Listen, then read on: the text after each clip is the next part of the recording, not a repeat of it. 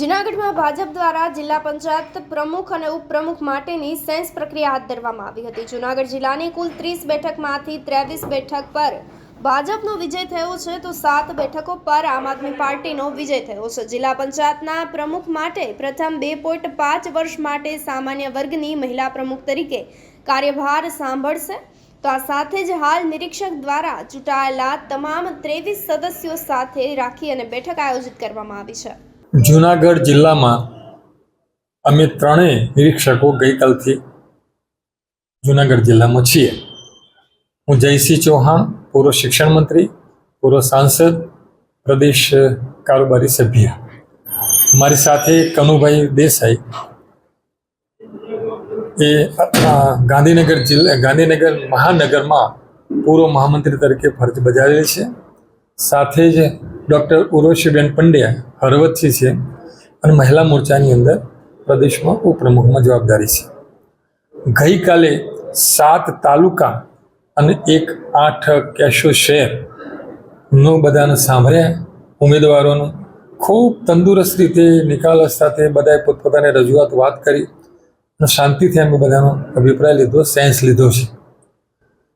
દરેક તાલુકા પત્યા પછી તરત જ અમે સંકલન પણ કરતા એ રીતે કાલનો દિવસ પૂરો થયો છે અને આજે જિલ્લા પંચાયતની અંદર સેન્સ પ્રક્રિયા હવે ચાલુ કરીએ છીએ।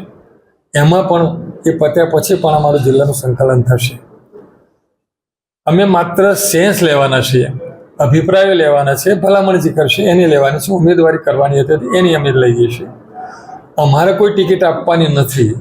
જે કંઈ હશે બધું અમે પ્રદેશ ચૂંટણી સમિતિની અંદર જ્યારે બેઠક થશે એ વખતે અમને બોલાવશે એ વખતે અમે અમારો અભિપ્રાય જે લીધો છે એ અમે પ્રદેશમાં રજૂ કરવાના છે। પાર્ટીની યોગ લાગશે એ પ્રમાણે મેન્ડેટ આપશે, એ પ્રમાણેની આ જે સંરચના થવાની છે એની અંદર પાર્ટી નક્કી કરશે। પોલીસે નક્કી કરેલી કે રિપીટ ન કરવા એવું કંઈ નથી। અમે માત્ર સાંભળવા જ આવ્યા છીએ અને બાકી અમે બધું જે કરી છે પ્રક્રિયા એ બધી અમે પ્રદેશમાં રજૂઆત કરીશું।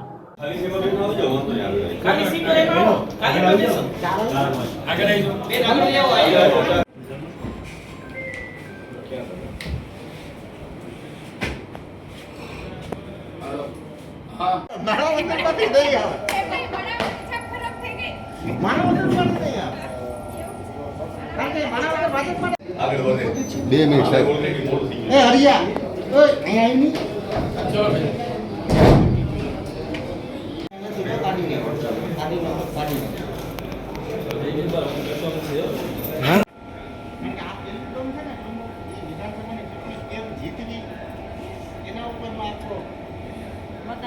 જો 30 લોકો છે એમાંથી પ્રમુખ એક જ બને, 30 નો બને એટલે 29 નું કામ કરવું એમાંથી એક જ જીતવાનું હોય તો ખ્યાલ છે।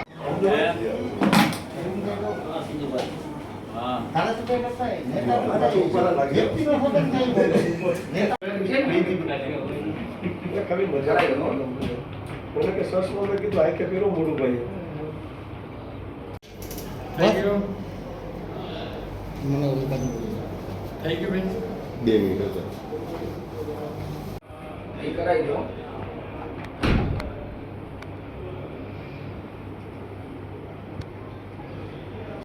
છે અઘરું છે આમાં આપણે ગમે એટલું ઓલું કરી કરીને મરી જાય। મેં તમને કીધું ને ભાજપ છે।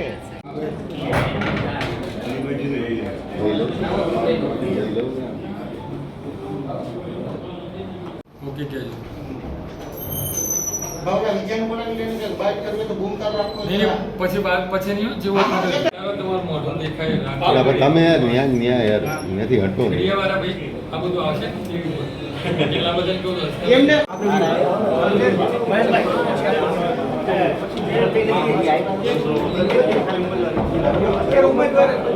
ઓબીસી માંથી વારો આવશે આ હું તમને કહી દઉં એટલે જે ઓબીસી વાળા છો ને એને પેડા તૈયાર કરી રાખવાના એનો દોરો આવશે।